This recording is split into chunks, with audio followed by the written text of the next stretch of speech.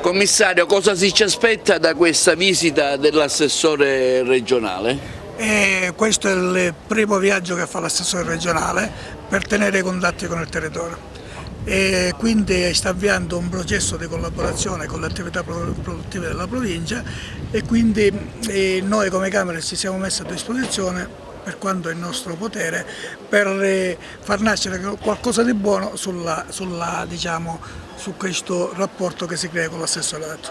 Tra l'altro qui alla Camera di Commercio da qualche tempo, grazie all'assessore e al direttore Frittitta, c'è uno sportello con l'ingegnere Milano che è a disposizione delle imprese per quanto può essere utile, perché è un esperto del settore. Ecco, si parla di bandi, di finanziamenti, di situazioni insomma, che potrebbero migliorare l'economia della nostra provincia?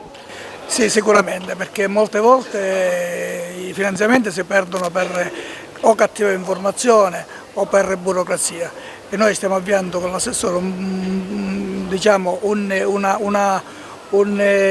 itinerario che ci porterà sicuramente a poter utilizzare questi fondi. Assessore, oggi qui alla Camera di Commercio di Agrigento, nel suo giro che lei ha fatto in tutte le Camere della Sicilia per esporre i bandi di prossima scadenza, ecco, quanti sono i finanziamenti e quali le linee di intervento? Stiamo facendo questo tour per le Camere di Commercio, siamo stati a Catania, a Messina, a Palermo, oggi a Agrigento, stiamo illustrando una serie di bandi, di misure del pacchetto Competitività Sicilia, stiamo mettendo circa 105 milioni di euro per diverse misure, Fare Impresa, Ripresa Sicilia, un bando che riguarda connessioni e il cluster.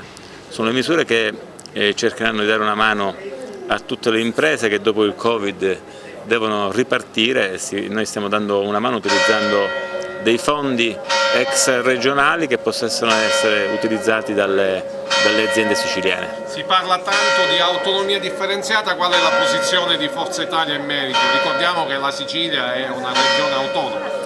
L'autonomia deve essere sempre per noi una grande opportunità. Sarà questo un tema dei prossimi giorni e affronteremo anche con il partito questo tema e stabiliremo anche quale sarà la posizione. La sua posizione invece sulla finanziaria approvata, una finanziaria sofferta, ma alla fine l'avete spuntata? Ma una finanziaria sofferta, è una finanziaria come tutte le altre, non ci sono state mai le finanziarie semplici che si approvano in 24 ore.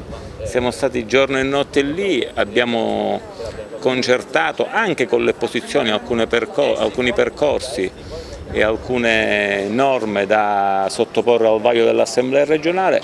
Io direi una finanziaria che dà tante risposte al mondo dell'agricoltura, al mondo degli imprenditori, ai diversi settori. Stiamo preparando una serie di interventi per riforme reali e vere, in primis la riforma delle province, dove vi preannuncio che si tornerà al voto con il metodo diretto, non più con il metodo indiretto, quindi si tornerà alle urne dopo aver concertato con il Ministro Calderoli la riforma da fare. Ci sarà la riforma della CTS nei prossimi giorni, che è quello strumento per cercare di sburocratizzare e snellire i procedimenti amministrativi per dare l'autorizzazione alle imprese, alle aziende e ai comuni, per cui stiamo lavorando con energia, con grande dedizione. Il Presidente Schifani sta lavorando anche lui con grande energia e con grande passione, sia per quanto riguarda i temi importanti, sia per quanto riguarda anche le emergenze che ogni giorno purtroppo attanagliano la nostra terra e ci colpiscono. Ma le Camere di Commercio, che una volta erano un ruolo centrale nell'economia di una provincia, con lo smembramento torneranno a essere motore pulsante delle attività di commercio. Vediamo che oggi le Camere di Commercio sono assorbite in 3-4 province, per cui ha perso un po' la centralità, non ci sono più le direzioni, si va avanti con i commissariati. Qual è la posizione vostra, la sua? Io sono assessore da 3 mesi. Sì. La mia presenza qui è una presenza che va in questa direzione, quella di far diventare nuovamente le Camere di Commercio la casa delle imprese, e attraverso un rapporto di sinergia e di collaborazione collaboreremo con le Camere di Commercio per far sì che diventano veramente il luogo pulsante e soprattutto il luogo centrale dove come oggi per esempio si possono illustrare le misure e tutte le attività che svolgerà il nostro assessorato. Dal PNR cosa arriverà per il territorio siciliano e anche per la nostra provincia? Avete programmato già i fondi del PNR? Ma guardi, la mia struttura non gestisce il fondo PNRR, però è chiaro che nella mia attività da deputato stiamo lavorando con grande attenzione sul tema della progettazione e della programmazione.